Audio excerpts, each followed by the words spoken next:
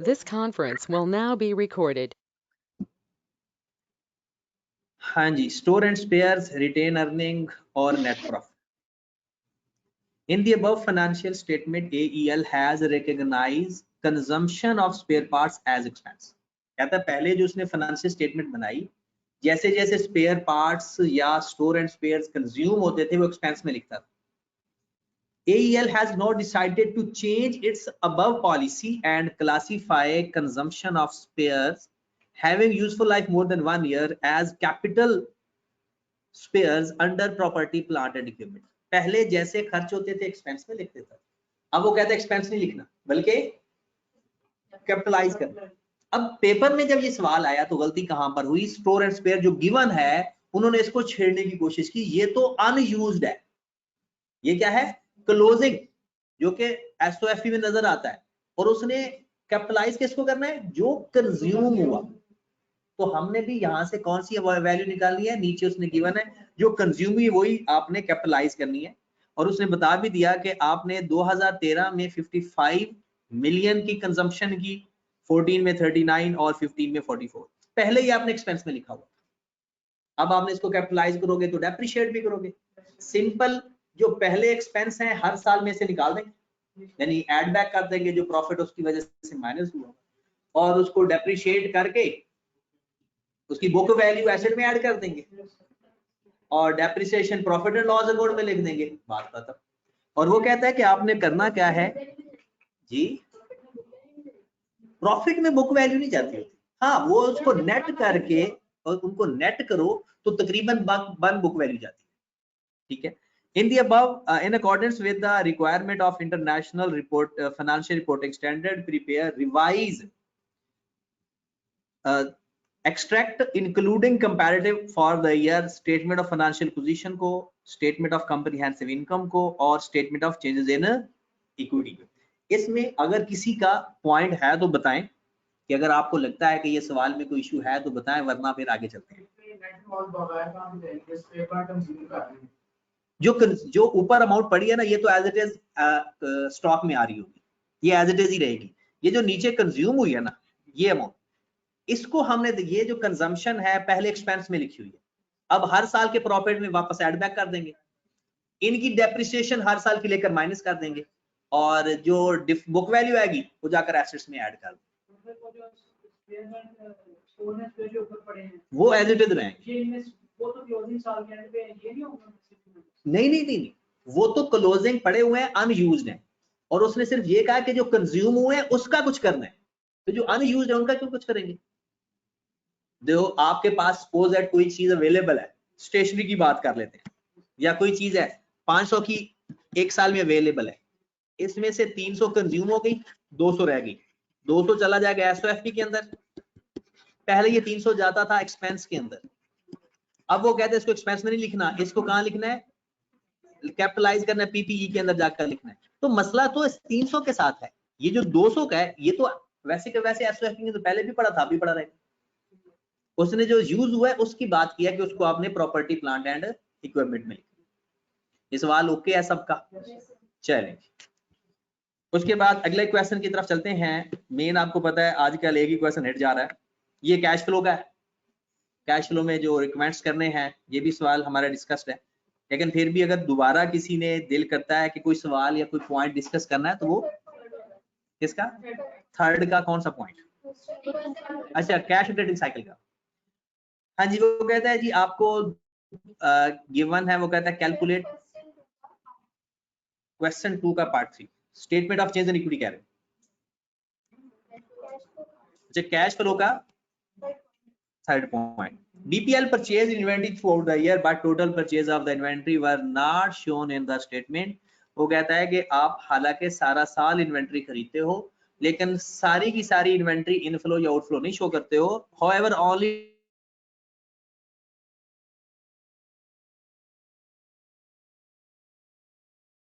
Decrease है the inventory was added. सिर्फ inventory का जो डिक्रीज है वो हमने अपने जूनियर को ये बताना है कि cash flow statement start with profit before tax, ऐसे ही है। ये जूनियर ने उसको बताया, मैं आपको बता रहा हूँ। ये ना जवाब को नहीं सोचना, आपने प्रैक्टिकली सोचना है। कैश फ्लो कहां से स्टार्ट होता है? Profit before. इस प्रॉफिट के अंदर इन्वेंट्री सेल करके जो कैश आया है वो ऐड हुआ है क्या नहीं? और जो कॉस्ट ऑफ सेल, जो इन्वेंट्री सेल हो गई है उसको के खरीदने के ऊपर जो पैसे लगे होंगे वो माइनस भी हो चुका होगा। इसका मतलब होता है कि प्रॉफिट के अंदर सेल से जो कैश आया और कॉस्ट ऑफ सेल से जो कैश खर्च हुआ वो इसके अंदर एडजस्ट। तो कौन सी चीज एडजस्ट होने वाली रह गई है? Closing stock. देखो ना, क्या क्लोजिंग स्टॉक ऊपर एडजस्ट हुआ प्रॉफिट के अंदर या नहीं? प्रॉफिट की अमाउंट के अंदर क्लोजिंग स्टॉक का रोल इतना है, जब हम क्लोज फाइंड करते हैं तो क्लोजिंग स्टॉक निकाल नहीं देते कॉस्ट ऑफ सेल में से। इसका मतलब है क्लोजिंग स्टॉक का इंपैक्ट प्रॉफिट के ऊपर नहीं लिया हुआ, क्योंकि उसका जो इनफ्लो या आउटफ्लो हुआ है वो तो हमने वैसे सेपरेट कर दिए। तो कैश फ्लो स्टेटमेंट स्टार्ट करते हैं प्रॉफिट बिफोर टैक्स से, और इस अमाउंट के अंदर include sales and cost of sales of inventory. Inventory की सेल्स और कॉस्ट ऑफ सेल्स इसके अंदर मौजूद है। इसका मतलब है only closing stock, effect of closing stock.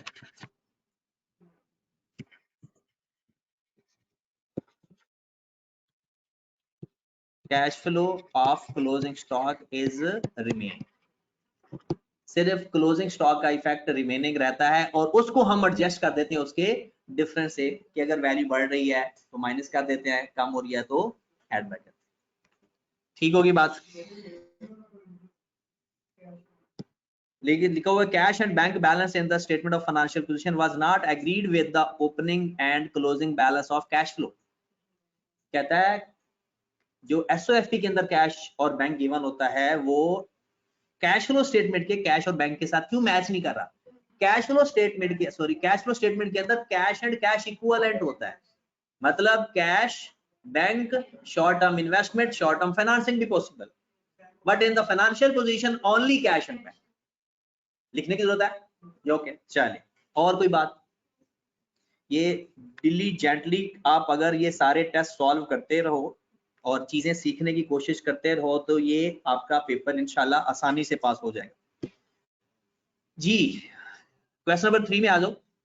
कोई मसला कमेंट्स के अंदर या कैश ऑपरेटिंग साइकिल फाइंड करने में? उसके बाद नेक्स्ट कैश फ्लो स्टेटमेंट का सवाल है, ये हमने किया हुआ है, 2 दफा किया हुआ है, इसलिए सॉरी, ये तो रेक्टिफिकेशन का है। माजरत माजरत माजरत, यही तो मेन लिस्ट, हिट लिस्ट सवाल जी।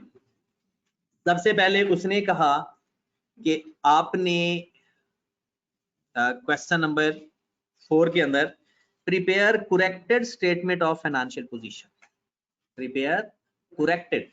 पेपर में ये यानी 17 मार्क्स का सवाल आया हुआ है और करने का सबसे आसान तरीका कि जो इंफॉर्मेशन गिवन है एज इट इज लिखकर इसी में ही प्लस माइनस करते जाना है। कैसे? रेक्टिफाइंग एंट्री पास करते जाते हैं और जिस चीज में प्लस हो रहा है प्लस करते जाते हैं, जिस चीज में माइनस हो रहा है माइनस करते जाते हैं।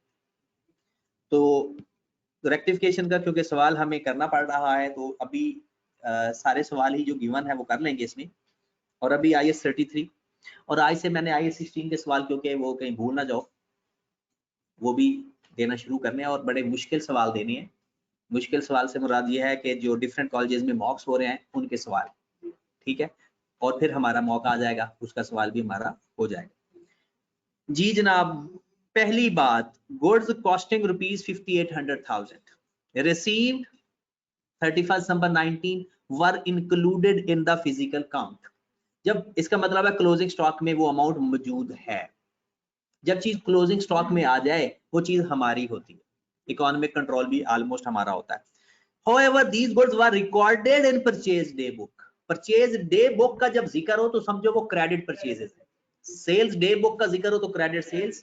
तो कहते हैं परचेज डे बुक में 5 जनवरी को लिख रहे हैं, तो जब उसने परचेज लिखा होगा तो उसके अंदर तो ये परचेज आई नहीं होगी, हालांकि चीजें तो मिल चुकी हैं। तो सिंपल उसकी हम एंट्री पास कर लेंगे, परचेज डे बुक वाली चीज रिकॉर्ड नहीं की तो परचेजेस डेबिट,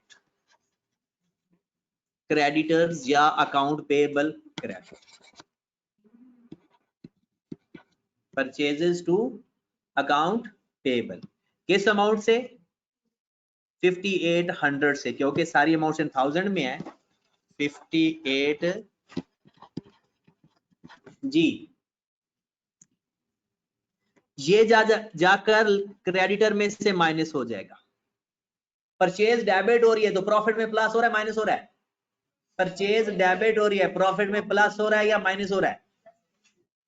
प्रॉफिट में प्लस होगा या माइनस होगा? माइनस होगा। और वैसे भी मैंने बताया एसओसीआई की रेक्टिफाई के अंदर कोई चीज डेबिट हो रही हो तो माइनस करना है प्रॉफिट में से, और अगर कोई चीज क्रेडिट हो रही है तो प्लस करना है, क्योंकि परचेज बढ़ रही है, कॉस्ट ऑफ सेल बढ़ रही है, तो नेट प्रॉफिट में से माइनस। क्लोजिंग स्टॉक में तो रिकॉर्डेड है, हमने क्लोजिंग स्टॉक तो कुछ करना नहीं, परचेज की एंट्री पास करनी जो कि नहीं की, बुक्स के अंदर एंट्री पास नहीं की, तो हमने बुक्स को देखकर ही प्रॉफिट बनाया होगा। अब आओ जरा इसको, जो आपने सिंपल क्या करना है, यहां पर आपको नेट प्रॉफिट नजर आ रहा है 9360, इसमें से परचेज की अमाउंट माइनस कर देनी है, और क्रेडिटर जहां पर क्रेडिटर में प्लस होगा, माजरत, क्योंकि plus credit account payable liability होती है, अकाउंट पेबल हमारी लायबिलिटी होती है, प्लस होगा जी। जरा क्रेडिटर में जाएं,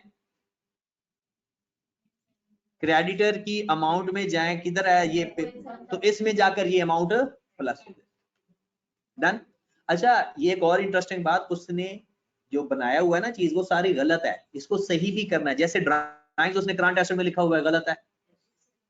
ड्राइंग्स कहाँ लिखना चाहिए? कैपिटल में से माइनस करना चाहिए। तो ये ड्राइंग्स यहां से निकाल के उधर लिखेंगे जो सही बनाएंगे तब।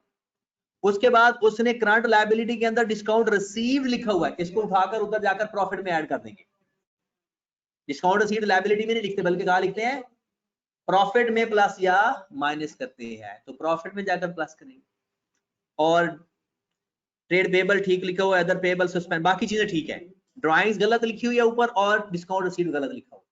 तो जब हम सही करेंगे तो डिस्काउंट में से निकाल के, इधर से निकाल के प्रॉफिट में ऐड कर देंगे, और ड्राइंग्स यहां से निकाल के उस साइड पर जाकर कैपिटल में से माइनस कर देंगे। Transaction number 2, physical inventory include third party stock.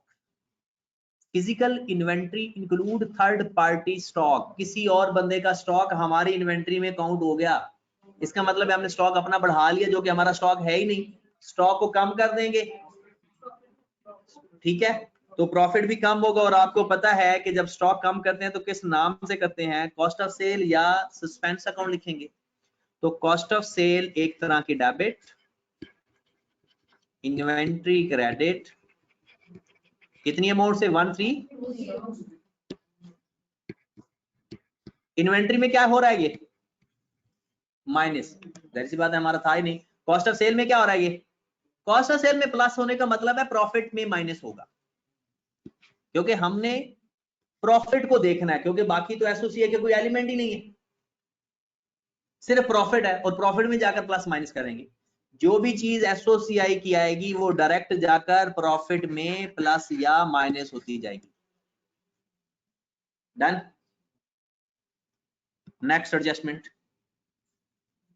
Gold sold on credit, आपने उधार पे चीजें बेची, at a trade discount 10% were recorded at the gross amount of ₹6400।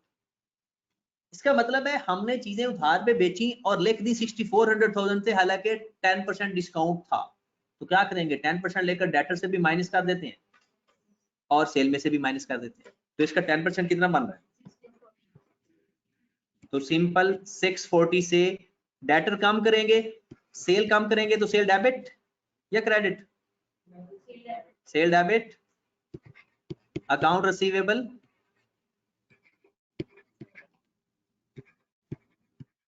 बात क्लियर हुई?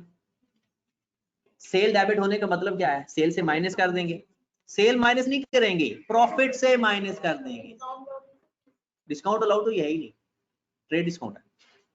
और अकाउंट रिसीवेबल में प्लस हो रहा है minus,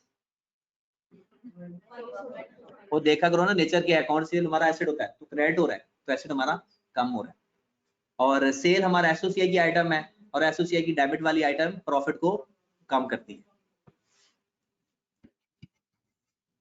next interesting entry, an unidentified credit 294,000 appearing in the bank statement. Bank statement में 294,000 हमारे अकाउंट में क्रेडिट हो रहा है। हमारे अकाउंट में ये अमाउंट ऐड हुई है या माइनस हुई है? ऐड हुई है। कितनी अमाउंट ऐड हुई है? 294। कहता है the bank statement was accounted for in the suspense account. हमें नहीं पता चला था कि ये पैसे कहां से है, तो हमने एंट्री पास कर दी बैंक टू सस्पेंस। ये एंट्री पहले पास हुई है, ठीक है।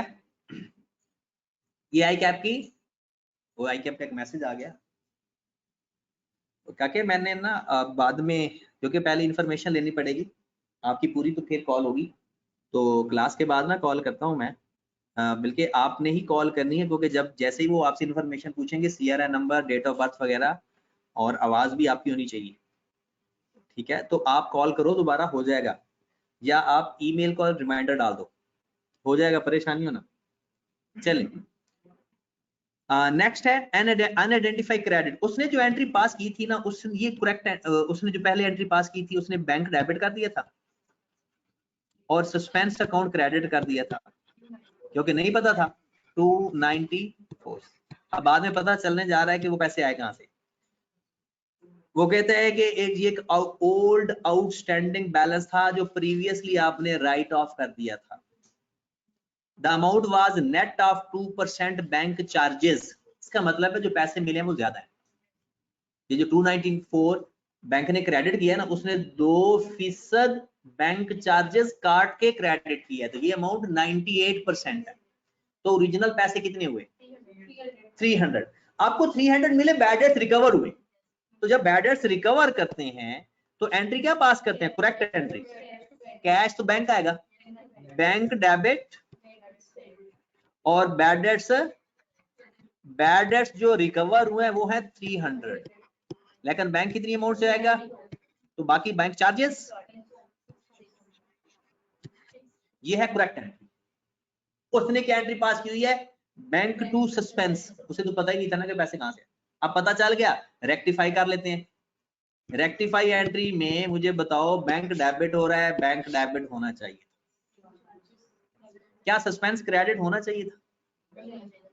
तो अब क्या कर देंगे, कितनी अमाउंट से?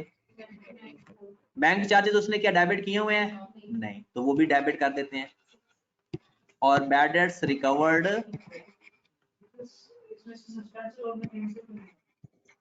उसने सस्पेंस अकाउंट को 300 से लिखा ही नहीं हुआ, उसने तो बैंक में जितनी अमाउंट क्रेडिट हुई है ना उसी को सस्पेंस लिख दिया।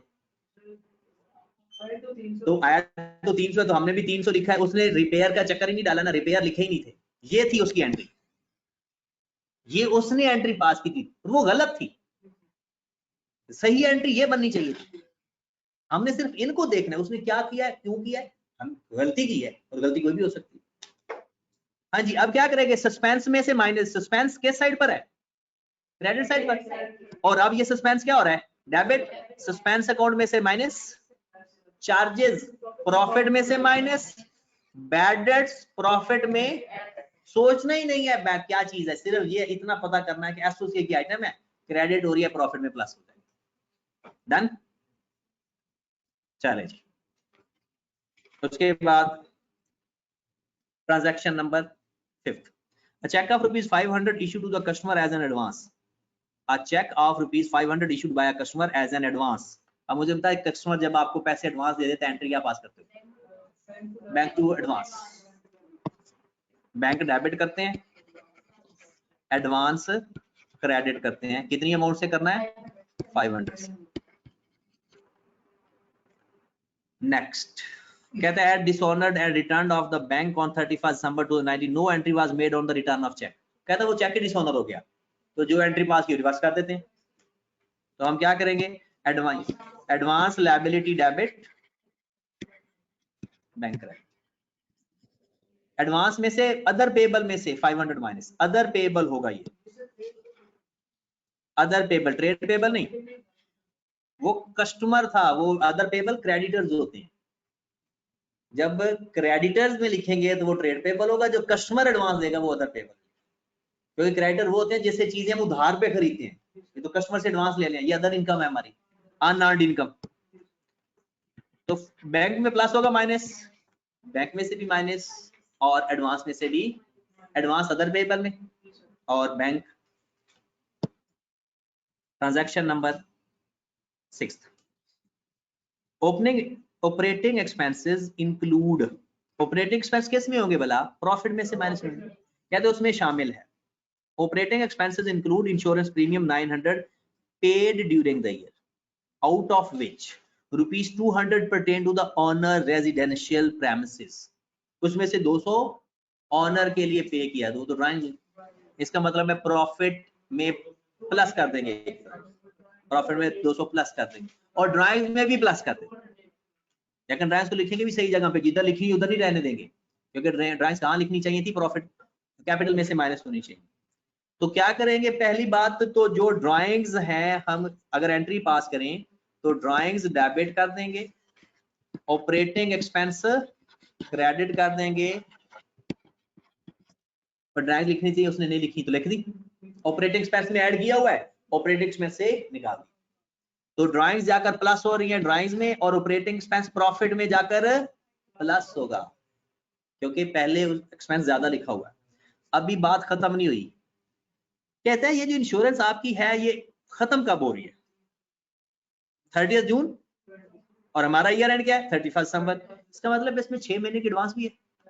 पहले टोटल इंश्योरेंस है 700 या 900, 900 तो टोटल थी ना, जिसमें से 200 तो ड्राइंग्स वो हमने एडजस्ट कर दी, बाकी बच गई 700। इस 700 में भी 6 महीने का एडवांस, 2 पे डिवाइड कर देते हैं, ये 6/12 से मल्टीप्लाई कर देते हैं, 350 एडवांस है, लेकिन ऑपरेटिंग एक्सपेंस में उसने 900 लिखा हुआ है। तो जो प्रीपेड होता है उसका क्या करते हैं? प्रीपेड टू एक्सपेंस में से माइनस, यानी अगर एंट्री पास करें प्रीपेड इंश्योरेंस डेबिट और इंश्योरेंस क्रेडिट, ये चला जाएगा करंट एसेट के अंदर, प्लस हो जाएगा, और इंश्योरेंस क्रेडिट हो रही है तो प्रॉफिट में प्लस, क्योंकि ज्यादा एक्सपेंस लिखे हुए हैं, एक्सपेंस कम करेंगे। डन। अब जरा इसका मामला भी देखो कि कहाँ लिखना है। यहाँ पर एक अदर रिसीवेबल का कॉलम बन जाएगा, वहां लिख देंगे 350, यहाँ पर ड्राइंग्स को निकाल देंगे ना, यहाँ से यहाँ पर एक कॉलम बनाएंगे अदर रिसीवेबल या प्रीपेड इंश्योरेंस के नाम से 350, और प्रॉफिट में जाकर 350 प्लस कर, क्योंकि उसने पूरा एक्सपेंस लिखा हुआ है, हालांकि 350 उसमें से एक्सपेंस, तो प्रॉफिट में वापस ऐड बैक कर। हाँ जी, transaction number 7, an upgradation of a plant improve quality and efficiency was completed on 1st July, मतलब 6 महीने पहले, as at a cost of ₹2500, the cost was charged to repair, कहता रिपेयर में लिख दिया, तो ये तो कैपिटलाइज करनी चाहिए थी, और कैपिटलाइज करेंगे तो फिक्स्ड एसेट में ऐड करेंगे, और फिर 6 महीने की डेप्रिसिएशन भी लेंगे, तो इसको हम टोटल रेक्टिफाई कर लेते हैं ना। उसने एक्सपेंस में लिखा हुआ है, तो पहले तो एक्सपेंस को खत्म करो, किस नाम, एक्सपेंस का नाम क्या है? रिपेयर।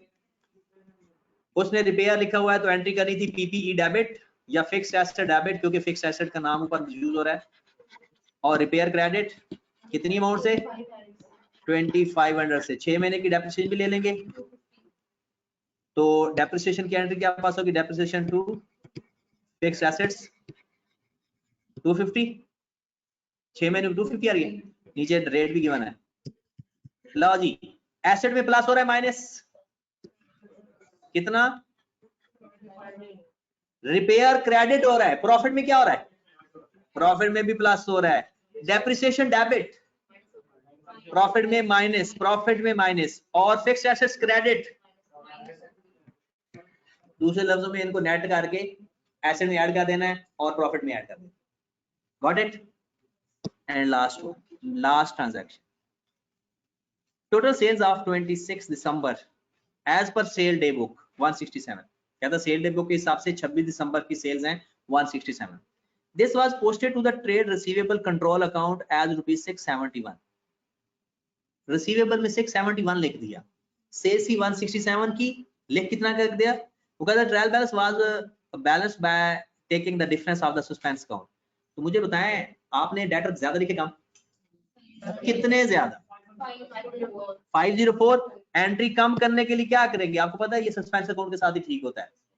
सस्पेंस अकाउंट डेबिट और अकाउंट रिसीवेबल 50, रिसीवेबल में से माइनस, सस्पेंस से भी माइनस, क्योंकि सस्पेंस क्रेडिट साइड पर पड़ा हुआ है, तो क्रेडिट साइड का मतलब है वो क्रेडिट डिफरेंस था, तो डेबिट होगा तो माइनस करते जाएंगे, क्रेडिट होगा तो उसमें प्लस करते जाएंगे। बात खत्म होगी जनाब, आपके ये सारे मामला ओके हैं, डन। चैलेंज क्वेश्चन नंबर 5, ये हमारा क्वेश्चन हुआ है, ये इसकी कोई एडजस्टमेंट सीखनी है तो सीख सकते हैं। कोई भी एडजस्टमेंट एनपीओ की अगर आपको प्रॉब्लम क्रिएट करे, क्वेश्चन नंबर 6, ये लास्ट क्वेश्चन है।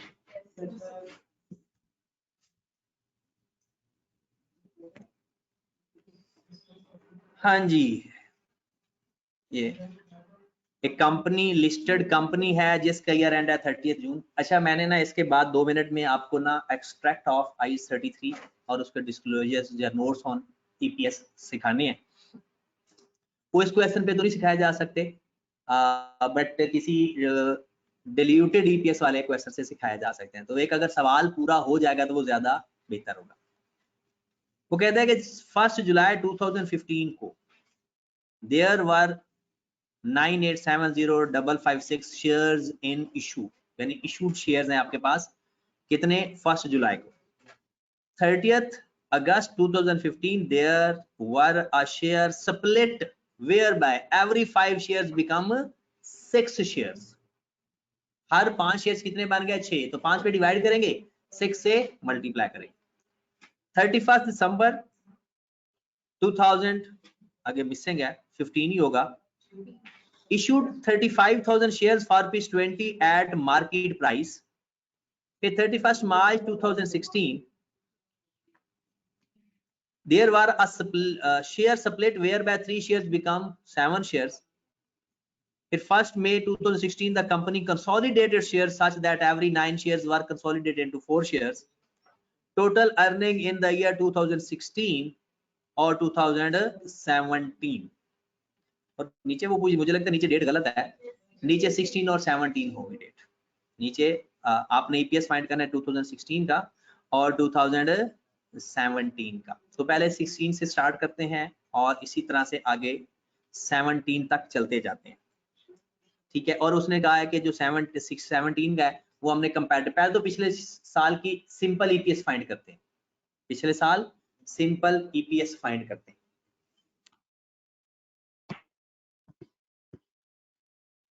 बेसिक ईपीएस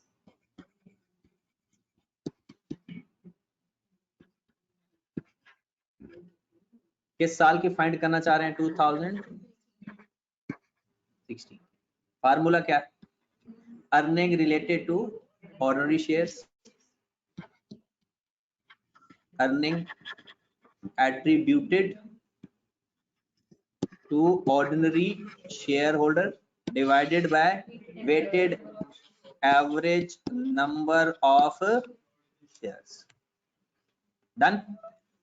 हमारे पास पिछले 2016 की अर्निंग कितनी है, कोई प्रेफरेंस शेयर होगा और वो भी इररिडीमेबल, तो उसकी डिविडेंड एडजस्ट करेंगे, या कोई एरर होगा तो उसका अर्निंग उसी तरह ठीक करेंगे जैसे हम रेक्टिफिकेशन ऑफ एरर में करते हैं या आईएस 8 में करते हैं, ठीक है।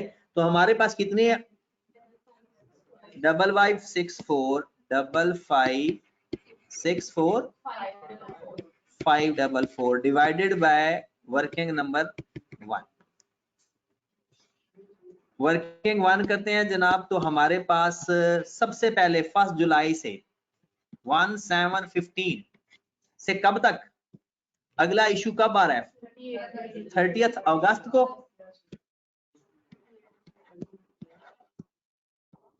लो जी, पहले तो सारी ना बताओ फ्रैक्शंस, और मेरे ख्याल में फ्रैक्शन है ही बस बोनस की और स्प्लिट की, और पहली स्प्लिट की कितनी है 6/5, दूसरी कितनी है 7/3, और कंसोलिडेट की कितनी है 4/9। डेट के हिसाब से जो होता जाएगा उसको इग्नोर करते जाएंगे। नंबर ऑफ शेयर्स हैं मेरे भाई हमारे पास 98,556 मल्टीप्लाइड बाय कितना टाइम बनता है 2/12। अब सारी रेशियो से मल्टीप्लाई कर दो। पहली 6/5, 7/3, 4/, लो जी हमारे पास एक आंसर आ जाएगा 2047,226 डन।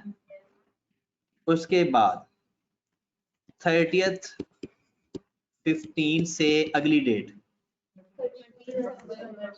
31 दिसंबर 15 आपने शेयर स्प्लिट किए हैं। इसका मतलब है ये वाले जो गिवन शेयर है यही स्प्लिट हो जाएगी। इसको मल्टीप्लाई कर दो 6/5 से 11,844। क्या इसको प्लस करना चाहिए? ये यही आंसर है, यही आंसर है क्योंकि ये यही शेयर नए बन गए हैं कंसोलिडेट में और स्प्लिट में। वही शेयर जो आंसर अप्लाई हो रहा था वही हमारा नया नंबर ऑफ शेयर्स हैं। मल्टीप्लाइड बाय टाइम कितना है 4/12। 6/5 खत्म कर दिया क्योंकि वो रेशियो अप्लाई हो चुकी है। Multiplied by 7/3 multiplied by 4/9 4094453 got it. चलिए नेक्स्ट 31 दिसंबर 15 से ऑनवर्ड 31 मार्च 16 फिर स्प्लिट हो गए। अच्छा शेयर इशू हुए मार्केट शेयर पे कितने शेयर इशू हैं 35,000। ये ऐड करने पड़ेंगे 11,87966 multiplied by 3/12 multiplied by 7/3 multiplied by 4/9 3079914। Next 31 मार्च 16 से 1516 स्प्लिट किए। इन गिवन रेशियो को 7/3 से मल्टीप्लाई कर 3 पे डिवाइड 7 से मल्टीप्लाई 2771922। तो क्या इसका कुछ करना है प्लस माइनस नहीं करना क्योंकि ये स्प्लिट होके बन गए हैं। Multiplied by time 1/12 multiplied by 4/9 102,663 1516 से कौन सी डेट है ये निसाब खत्म हो गया। कंसोलिडेट पहले तो नहीं हुए ना या पहले हुए हैं? नहीं ईयर एंड से पहले हुए या ईयर एंड के बाद हुए? किस डेट को? सॉरी यानी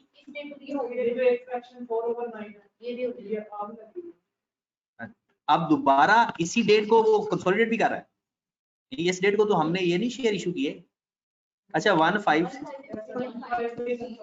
ठीक है 30 जून।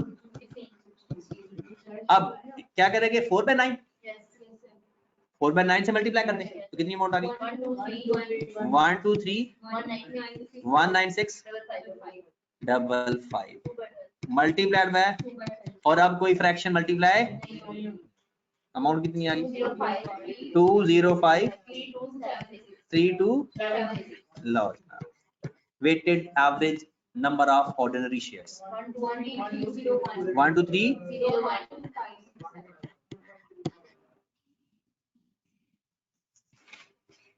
चलें जी 1 2 3 0 नेक्स्ट क्या है 1 आंसर बता दें 0.45 ये हमारे पास 2000। और इंटरेस्टिंग बात ये है कि इसकी ये रिस्टेटेड भी यही है क्योंकि अगले साल की कोई फ्रैक्शन मुझे नजर नहीं आ रही, क्योंकि फिर पिछले को रीस्टेट करती है फ्रैक्शन, ठीक है। तो कोई फ्रैक्शन अगले 2007 में उसने कहा है कि विद कंपैरेटिव, तो बेसिक ईपीएस, यहाँ पर थोड़ी सी गलती होने के चांसेस हो भी जाते हैं। 2017 है, 2016 है, और यहाँ पर लिखेंगे जरूर रीस्टेट, चाहे रीस्टेट हो या ना। 2017 की अर्निंग कितनी है, ये नीचे वर्किंग कर लेते हैं। 2017 की earning 4535 443 divided by weighted average number of share कितने,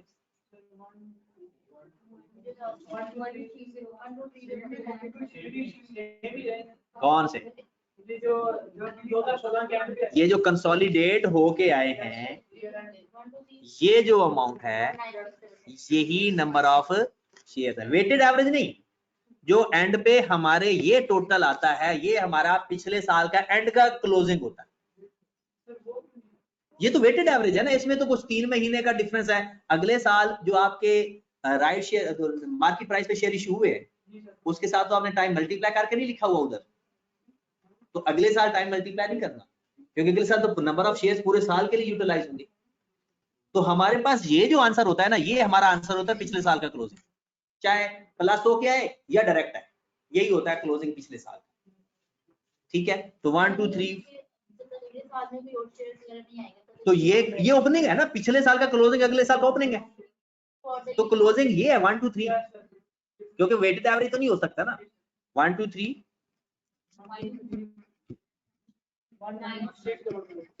5 जी, आंसर बता दें।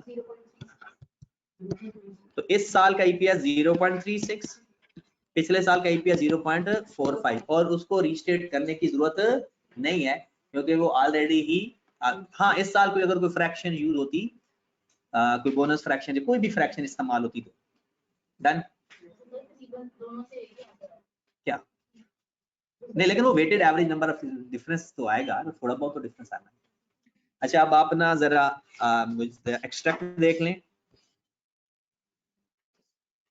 वैसे तो उन चीजों को आप सारे जानते ही हो कि क्या क्या लिखना है।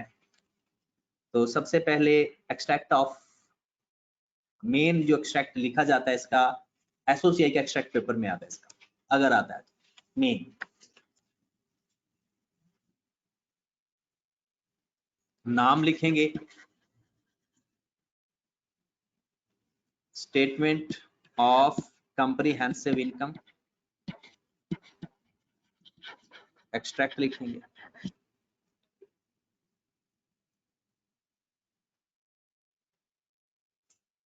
और बल्कि एसओसीआई की वो बात नहीं करता, वो कहता है extract of the financial statement. क्या लिखता है वो, extract of the financial statement, main वो लिखता है extract of the financial statement. आप भी वही लिखो, extract of the financial statement.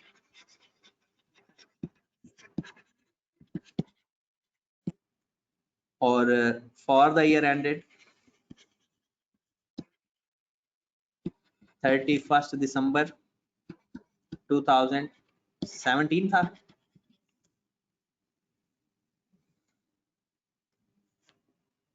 ये IAS 33 के अंदर जो एक्सट्रैक्ट आपके इस्तेमाल हो सकते हैं ये वो है। तो यहाँ पर हमने लिखना है जनाब, सबसे पहले 2 साल लिखने हैं 2017, और अगर पिछला साल है तो विद कंपैरेटिव। तो सबसे पहले आपने लिखना है प्रॉफिट आफ्टर टैक्स,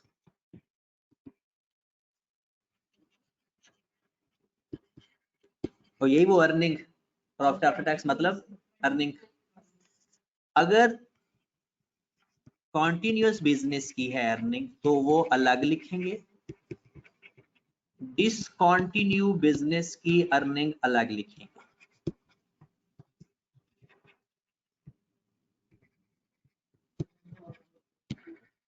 है तो वही, प्रॉफिट को अलग करना है ना।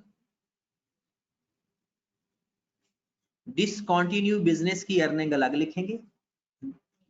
क्या हमें हर सवाल के अंदर प्रॉफिट नहीं गिवन होता, बिल्कुल गिवन होता है, और उसमें जो हमारे पास कॉन्टिन्यू बिजनेस का है और डिसकॉन्टिन्यू बिजनेस वो हमेशा बताएगा याद रखें डिसकंटिन्यू बिजनेस में कुछ नहीं करना होता सिवाय इसके कि उसके प्रॉफिट को weighted average number of share पे डिवाइड करके, ना उसमें कोई प्लस करते हैं चीजें, ना कोई माइनस करते हैं, कुछ भी और नहीं करते डिसकंटिन्यू बिजनेस। फिर उसके बाद आपने लिखना है बेसिक ईपीएस की हेडिंग देनी है।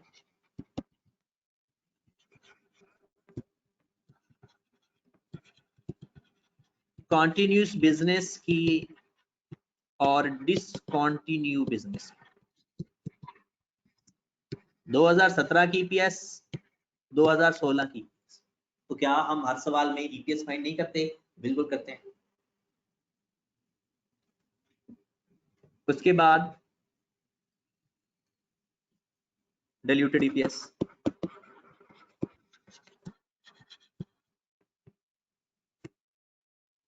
बिल्कुल वैसा ही मोस्टली ये होता कॉन्टिन्यूस बिजनेस का ही है, लेकिन इनकेस अगर डिसकंटिन्यू बिजनेस का भी गिवन है तो वो भी लिख दें।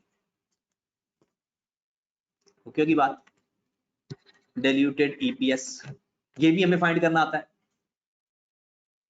कैसे फाइंड करते हैं? पोटेंशियल शेयर होल्डर के देखते हैं कि अगर सवाल के अंदर है तो फिर देखते हैं कि फ्यूचर में अर्निंग पे क्या फर्क पड़ता है और नंबर ऑफ शेयर्स पे क्या फर्क पड़ता है।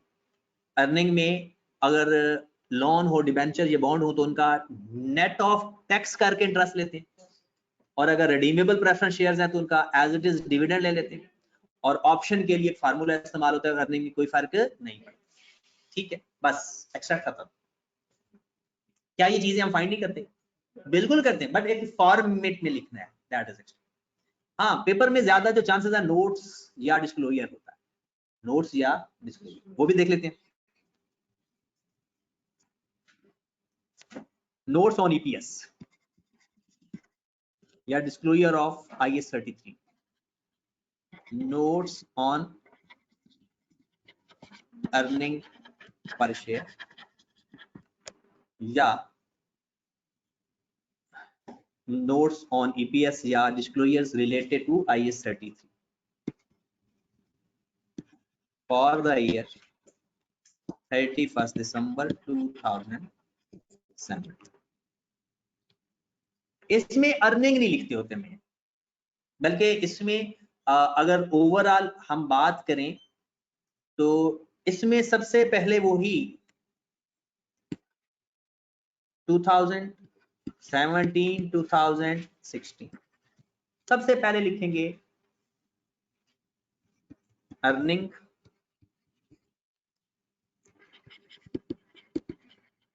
attributed with ordinary shareholder। 2016 की अर्निंग 2016 में, 2017 की अर्निंग 2017। डन। ऊपर अगर हेडिंग देना है तो ऊपर हेडिंग दे लें बेसिक ईपीएस की।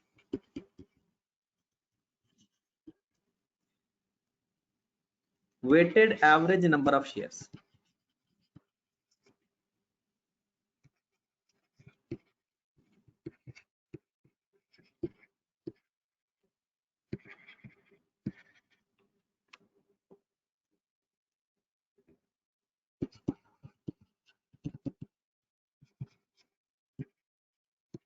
ये क्या है? ड्रामा नहीं है, ये फार्मूला ही है ना। Earning divided by weighted average number of shares is equal to basic EPS के नोट खत्म हो गए। डन। आगे आ जाएगा डिल्यूटेड ईपीएस, एक लाइन छोड़ के, ताकि उसको ना पता चल जाए जिसमें कि आपकी राइटिंग है ना वो मिक्स ना हो जाए। डिल्यूटेड ईपीएस क्या लिखेंगे भला? पहली लाइन क्या होगी भला? इंक्रीज इन अर्निंग, किसी भी बॉन्ड्स की हैं, ऑप्शंस की हैं, सबकी अलग अलग लिखेंगे। वो incremental earning, increase in earning, सबकी अलग अलग। Increase in earning, increase in earning. Bonds की हूं, बॉन्ड्स की लिख देंगे, जिसकी भी हूं तो ऑप्शन की नहीं होगी ना तो ऐसे डैश लगा देंगे। Increase in number of shares,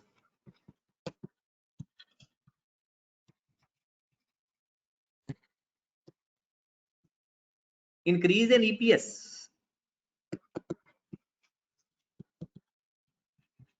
ये काम हम करते होते हैं वर्किंग में। जब ईपीएस डिल्यूटेड ईपीएस फाइंड करते हैं तो सबसे पहले क्या फाइंड करते हैं? Incremental in earning, incremental in number of share, फिर उनको डिवाइड करके। तो हाँ, यहां से हमें पता, क्या यहां तक डिल्यूटेड ईपीएस है या डिल्यूटेड ईपीएस अभी फाइंड नहीं हुआ? अभी फाइंड नहीं हुआ, तो नीचे एक और लाइन लिखेंगे क्लाइंट चार्ट छोड़ के डिल्यूटेड ईपीएस।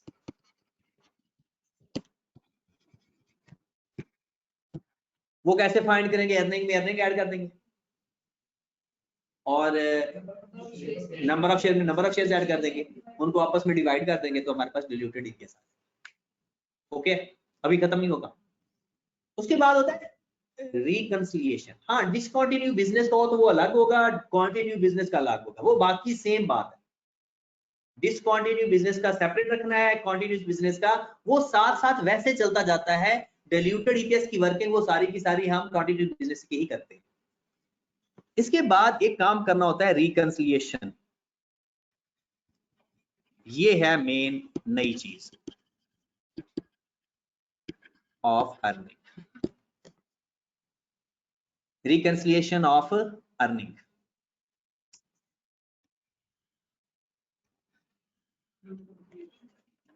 सबसे लिखेंगे अर्निंग ऑफ attributable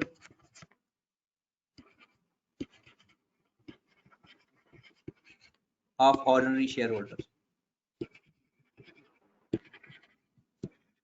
ये किस चीज की बात है? कौन सी अर्निंग है भला? वो जो प्रॉपर प्रॉफिट आफ्टर टैक्स है, नॉन मेन। कंटिन्यू बिजनेस का होगा तो अलग, डिसकंटिन्यू होगा तो अलग। फिर इसमें ऐड कर देंगे इंक्रीज इन अर्निंग। किस वजह से भला? पोटेंशियल शेयर होल्डर वाली अर्निंग। कोई अर्निंग में अर्निंग ऐड कर रहे हैं, ये क्या करने लगे एक्सेल में? अर्निंग में अर्निंग ऐड करने लगे। एक्चुअल में क्या करने लगे? अर्निंग में अर्निंग ऐड करने लगे। हाँ जी, इंक्रीज इन अर्निंग डन। जितनी ओरिजिनल अर्निंग थी, जितनी अर्निंग बॉन्ड की वजह से, प्रेफरेंस किसी भी वजह से जो अर्निंग बढ़ी है, वो अर्निंग में ऐड कर देंगे। तो ये हमारे पास टोटल क्या आ जाएगा? रिकंसाइज यानी टोटल अर्निंग लिख लेते हैं।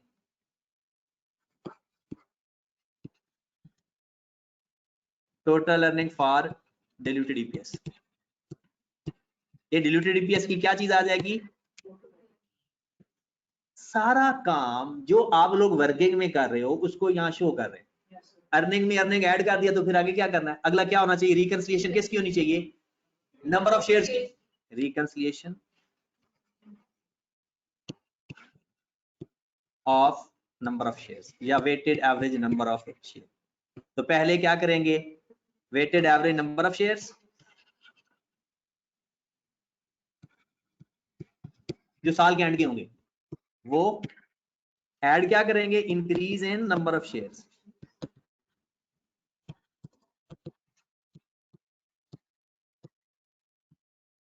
डन। और इसमें क्या लिखेंगे फिर? Total weighted average number of shares. ये क्या हो गया? अर्निंग में अर्निंग ऐड कर दी और शेयर्स में शेयर्स ऐड कर दिए, तो उसका जो डिफरेंस आएगा वो ऑटोमेटिकली क्या कहलाएगा? Diluted EPS. वो क्या कहलाएगा?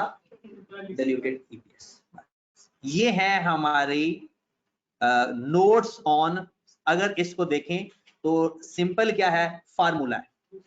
पहले बेसिक ईपीएस के, earning, number of shares, basic EPS. फिर अगला डिल्यूटेड ईपीएस का increase in earning, increase in number of shares, increase in earning और डिल्यूटेड ईपीएस। फिर इनकी रिकंसिलिएशन कैसे करनी है?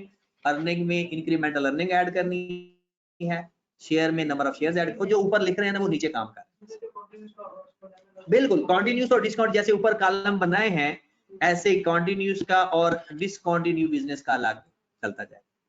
डन होगी बात? चैलेंज। और कोई बात पूछनी है? या टेस्ट नंबर 2 कल बात की थी, टेस्ट नंबर 2 की। सर क्वेश्चन नंबर 3 में जो रेशियो के आपने वो कमेंट्स एक बार करवा दें। हाँ, क्वेश्चन नंबर 3 में कमेंट्स करने हैं आपने सवाल मतलब नहीं किया सर किया हुआ है क्वेश्चन। जी, मैं बता देता हूँ। Suggest 4 possible measure to reduce working capital cycle. Reduce working capital cycle मतलब वर्किंग कैपिटल साइकिल मेरे भाई कितनी चीजों पे डिपेंड करता है। वर्किंग कैपिटल साइकिल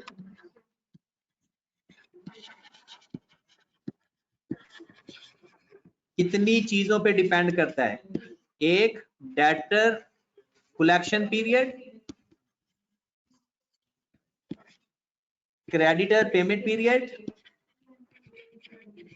और इन्वेंट्री का होल्डिंग टाइम। इनको रिड्यूस कर दें, इसको इंक्रीज कर दें, इनको रिड्यूस कर दें तो हमारा ओवरऑल वर्किंग कैपिटल साइकिल कम हो जाएगा। तो एक एक बात लिख देते हैं। इसके लिए डेटर के लिए क्या करोगे, इंप्रूव रिकवरी पॉलिसीज।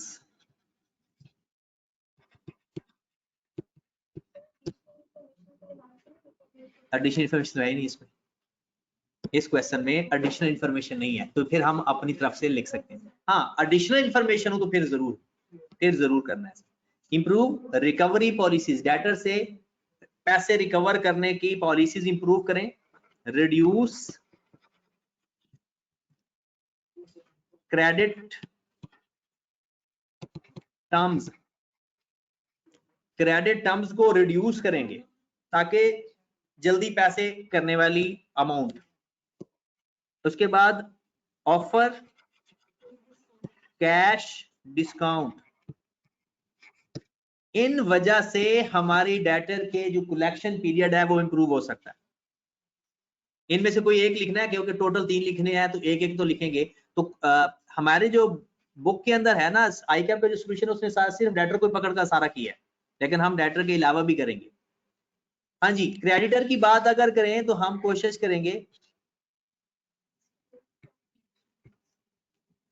डिस्कस, हम अपनी मर्जी तो कर नहीं सकते ना, विद सप्लायर इस पर्पस के लिए करने टू एक्सटेंड क्रेडिट टाइम या क्रेडिट टर्म्स, बस इतना ही काफी है। इन्वेंट्री के लिए तो आप लिख सकते हो इंप्रूव या मेकिंग इफेक्टिव सेलिंग पॉलिसीज, अपनी सेलिंग पॉलिसीज इंप्रूव करें। ऑफर ट्रेड डिस्काउंट ऑफर करें। Improve quality of goods. ठीक है जनाब, तो इस तरह से आपका कैश ऑपरेटिंग साइकिल बेहतर हो जाएगा। हाँ जी, क्वेश्चन नंबर जो टेस्ट नंबर हमारा शायद 2 था उसमें सिर्फ ईपीएस का सवाल में डिस्कस करने वाला है, बाकी तो इतना इशू नहीं है, वो कल देखेंगे। उसके मैं आपको नोट्स भी करवाऊंगा, बल्कि वो है ही नोट्स वाला। नहीं, गलती नहीं है, इसमें कुछ चीजें मैंने माइनस की हैं क्योंकि इसके अंदर कंसोलिडेशन की एडजस्टमेंट निकाली है।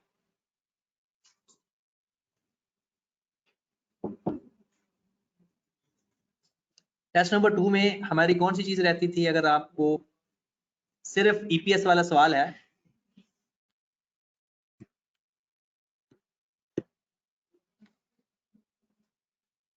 और रेक्टिफिकेशन ऑफ एरर का भी था, वो तो मुझे लगता है आप लोगों ने कर लिया था, या इसमें कोई इशू था? हाँ, एक दफा ये फिर भी कर लेना, अगर कोई इशू है तो बता देना। ये है ईपीएस का सवाल, ये थोड़ा रिवर्स वर्किंग वाला है। इसको मिक्स कर बैठे थे, डिस्कस करने की कोशिश की थी, लेकिन ये मिक्स हो गया था सवाल। हाँ जी, जो सवाल आपको दिया था ना, ये इसको ही मॉडिफाई करके दिया था, जिसकी वजह से ये सवाल उसके साथ मिक्स हो गया। उस सवाल में कुछ गलतियां इसलिए थी क्योंकि खुद बनाने की कोशिश की थी तो डेट वगैरह थोड़ा आगे पीछे हो गई। BE Limited following information relates to the company for the year ended 30th June। आपको ये डाटा जो गिवन है 30th जून 2000 का है और 30th जून 2001 का। आपके पास नेट लॉस या प्रॉफिट आफ्टर टैक्स गिवन है, ordinary number of shares given है, 10% कम्युलेटिव प्रेफरेंस शेयर्स गिवन है। इसका मतलब है इसका डिविडेंड माइनस करेंगे या नहीं? माइनस करेंगे क्योंकि ये माइनस, हाँ क्योंकि ये डिक्लेयर हो या ना हो ये माइनस करेंगे। हाँ अगर नॉन कम्युलेटिव होता तो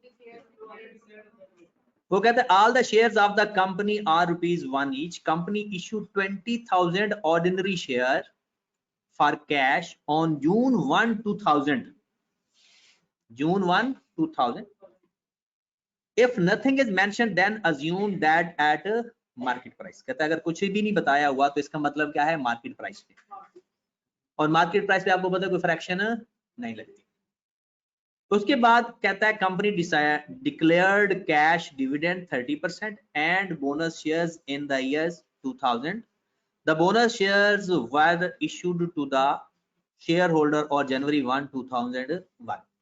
सबसे पहले हम 2000 की वर्किंग करते हैं, ये 31 दिसंबर नहीं 30 जून ही है, तो पिछले साल की नंबर ऑफ शेयर्स की वर्किंग करते हैं। अर्निंग तो हमें गिवन है, प्रॉफिट तो हमें गिवन है दोनों सालों का 6.5 मिलियन है और 8 मिलियन दूसरे साल का लॉस है। तो बेसिक ईपीएस, बेसिक ना भी लिखें ईपीएस लिख लें, अर्निंग पर शेयर, और अगर लॉस होगा तो हम क्या लिखेंगे, लॉस पर शेयर। हमारे पास पिछले साल की 65,100,000 divided by weighted average number of share, it's very important working number 1। जी जनाब वर्किंग नंबर 1 कर लेते हैं। 1/7/2019 30th जून 20, हमारे पास 30th जून 20 को नंबर ऑफ शेयर्स हैं 1 लाख। किस डेट को, 30th जून 20 को। 1 जनवरी 2000 में 20,000 शेयर मजीद इशू किए हुए हैं, तो ये इसके अंदर ऐड होंगे या नहीं? 1 जनवरी को 20,000 नंबर ऑफ शेयर्स इशू किए, और क्या वो 1 लाख में ऐड होंगे या नहीं? जाहिर सी बात है, क्लोजिंग है तो ऐड है। हमारे पास जो 1 लाख गिवन है ये किस डेट का है, 30th जून का, और 1 जनवरी को 1,20,000 शेयर इशू किए। इसका मतलब यह है कि साल के शुरू में नंबर ऑफ शेयर्स 9,80,000। 1 जुलाई को नंबर ऑफ शेयर्स कितने थे, 9,80,000। कैसे भला, हमारे पास 1 मिलियन 30th जून को है, 20,000 शेयर इशू होने के बाद, तो 20,000 शेयर इशू होने से पहले कितने नंबर ऑफ शेयर थे, 9। तो बस इस चीज को देखना था। तो हमारे पास 1/7/2019 को 9,80,000 नंबर ऑफ शेयर थे, और ये शेयर थे कब तक, 1/1/2000 तक थे।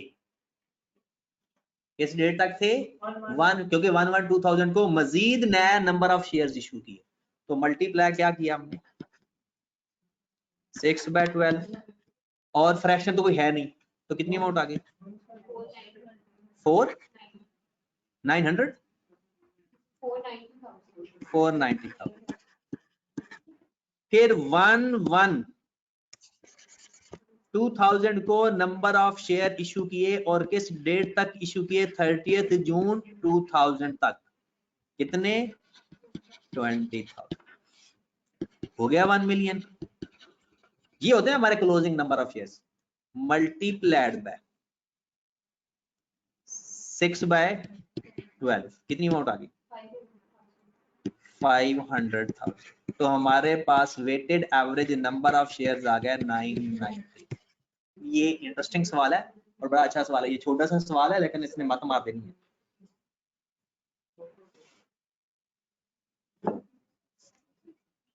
नहीं समझ लगी,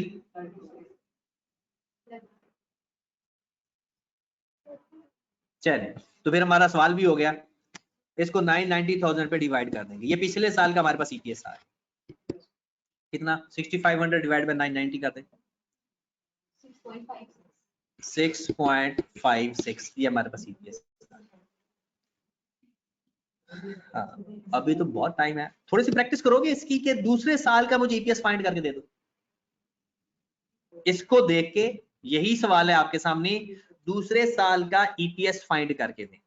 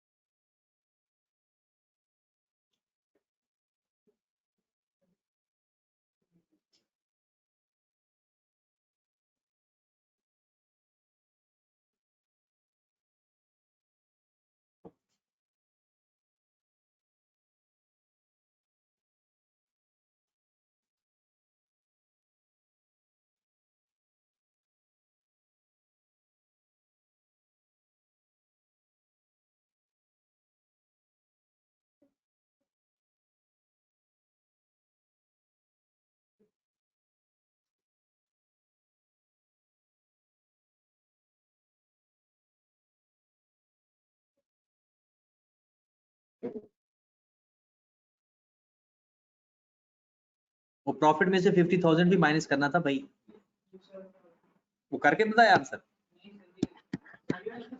यहाँ से माइनस करके, वो जो कम्युलेटिव का है वो माइनस करके ही आएंगे, क्योंकि कम्युलेटिव का तो प्रेफरेंस, अगर पेपर में भूल जाओ ना तो नीचे नोट देख लेना कि ये प्रेफरेंस शेयर्स है, बस बात ही खत्म। प्रेफरेंस शेयर्स तो पहले माइनस हुआ होता है। तो 6450,000 को डिवाइड करो 990,000, 6.06। चलो अगला फाइंड करो, जम्बो भी पढ़ सकती है अगर गलत हुआ तो।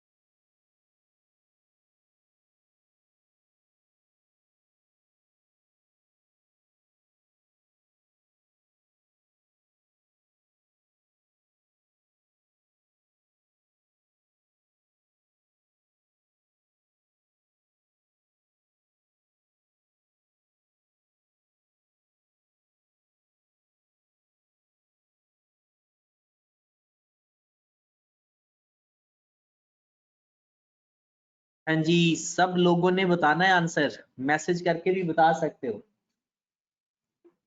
आपने 50,000 माइनस किया, वही ऐड ही, क्योंकि लॉस बढ़ जाएगा।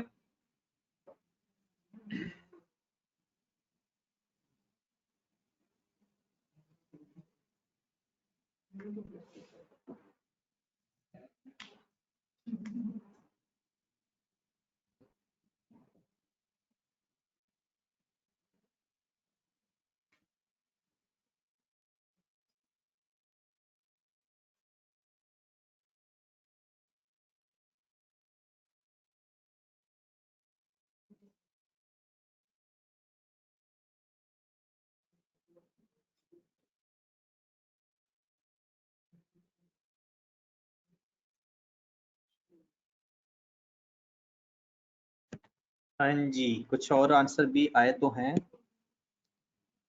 -7 पॉइंट, अच्छा लॉस पर शेयर 7.3, 7.3 नेगेटिव नहीं लिखते होते, लॉस पर शेयर लिख देते होते हैं जी। और लोग भी बताएं,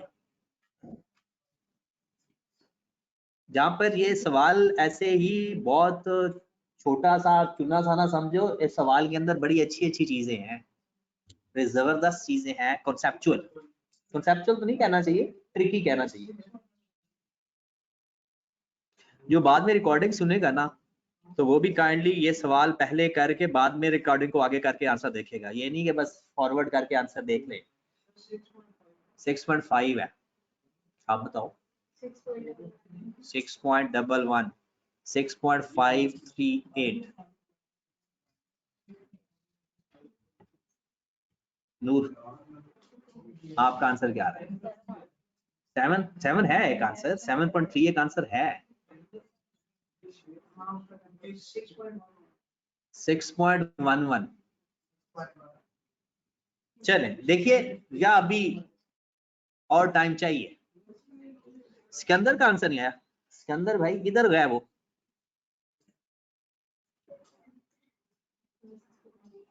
चले देखते हैं क्वेश्चन, जरा गौर फरमाएं जिस पर आप लोगों ने गलती की होगी। और इसका आपको पता है कंपैरेटिव भी बनाना है। 2021 लिख लेते हैं, या 1 लिख लेते हैं, और 2020 लिख लेते हैं। बेसिक ईपीएस, और ये लिखेंगे रीस्टेटेड। जी जरा गौर फरमाइएगा, हो सकता है कुछ लोगों ने गलती की। हमारे पास 1117 2001 को या 2000 को, जो भी 2020 कर लेते हैं, आपके पास कितने नंबर ऑफ शेयर थे भला? 1 मिलियन। पिछले साल जो ये क्लोजिंग है, अगले साल का ओपनिंग, ठीक है। ये कब तक रहे? हमने बोनस शेयर इशू किए 1121 को। इसका मतलब है इसके साथ क्या मल्टीप्लाई करें? बोनस शेयर इशू किए। बोनस शेयर इशू करने के बाद आपके पास नंबर ऑफ शेयर हो गए 1.2 मिलियन। 1 लाख। उसने ये नहीं बताया कितने नंबर ऑफ शेयर इशू किए, सिर्फ उसने ये बताया हमें कि आपने 1 मिलियन नंबर ऑफ शेयर्स हैं। नंबर ऑफ शेयर इशू करने के बाद 12 लाख हुए, तो हमारे पास बोनस शेयर कितने इशू हुए? 2 लाख। अच्छा, बोनस शेयर इशू है तो बोनस फ्रैक्शन भी आई होगी। अगर बोनस शेयर्स हैं तो बोनस फ्रैक्शन भी होगी, और बोनस फ्रैक्शन अपने से पहले सब पर अप्लाई होती है। बोनस शेयर्स हैं, मान रहे हो? अगर बोनस शेयर है तो बोनस फ्रैक्शन है। आपके पास पहले 1 मिलियन के शेयर्स हैं, साल के एंड पे 12 लाख हो गए। कैसे? उसने कहा 2 लाख बोनस शेयर इशू की। इसका मतलब है 2 लाख बोनस शेयर्स हैं, और हुए भी साल के दरमियान में है, तो उससे पहले तो बोनस शेयर की फ्रैक्शन भी फाइंड होगी। और फ्रैक्शन का क्या तरीका होता है? इशू होने से बाद और इशू होने से पहले। इशू होने के बाद कितने शेयर थे? 12 लाख, और उससे पहले कितने थे? 10 लाख। वैसे ही है ना, बोनस शेयर इशू होने से पहले 12 लाख और उससे पहले 10 लाख, तो आफ्टर ओवर बिफोर 1.2। और वैसे भी सी अफसर नजर 20% बोनस शेयर इशू हुआ, यानी 10 लाख का 2 लाख कितना बनता है? 20%। और 20% क्या होगा? 120 ओवर 100। या ना करो, बोनस शेयर इशू होने के बाद नंबर ऑफ शेयर 12 लाख हैं, उससे पहले कितने हैं? 10 लाख। तो बोनस फ्रैक्शन कितनी हो गई? 1.2 या 120 ओवर 100। तो हम अपना लिखते हैं मल्टीप्लाइड बाय 120 ओवर 600,000 पूरा। फिर हमारे नंबर ऑफ शेयर इशू हो गया 1121 से 30 जून 2 लाख। टोटल कितने हो गए? 12 लाख मल्टीप्लाइड बाय 6/12 कितना हो गया? 6, क्योंकि इसमें तो फ्रैक्शन ही लगनी ना। 6 लाख कितना हो गया टोटल? तो हमारे weighted average number of shares भी 12 लाख आ रहे हैं, और ओवरऑल भी वैसे 12 लाख ही थे। तो जिसने अगर गलती से भी गलती की है तो उसका आंसर ठीक आया होगा। तो लॉस पर शेयर कितना आ रहा है? 6 पॉइंट, वो माइनस करने की है ना 50,000 का भी। तो लॉस पर शेयर इसको लिखेंगे, ईपीएस नहीं लिखेंगे, लॉस पर शेयर कितना? 6.7। अब आ जाओ, पिछले साल को रीस्टेट करना पड़ेगा हमें। 6.06 को मल्टीप्लाई कर देंगे, मल्टीप्लाई बाय 100 ओवर 120। तो पिछले साल का रीस्टेटेड कितना आ गया? 5.05। इसलिए सवाल करवाना इंपॉर्टेंट था कि बहुत सारे लोगों ने थोड़े से कॉन्सेप्ट बेहतर भी थे लेकिन गलती कर रहे थे सॉल्व करने में, और गलती कहाँ पर हो रही थी बोला, बोनस इशू फ्रैक्शन में। सिर्फ एक जगह पे फ्रैक्शन नहीं लगती जब फुल मार्केट प्राइस पे शेयर इशू हो, वरना फ्रैक्शन लगती। ठीक है जनाब, चलिए जनाब, कल फिर मैं आपको टेस्ट नंबर 5 सेंड करता हूं। आज कल की तरह तो नहीं होगा, आज इंशाल्लाह 2 टेस्ट सेंड करूंगा। एक टेस्ट चेक करूंगा, एक मैं IE16 का सवाल सेंड करूंगा, ठीक है, और एक ये चीज होगी। ठीक है जनाब, और उसके सोल्यूशन भी मैं साथ साथ शेयर करूंगा। ओके जी, अल्लाह।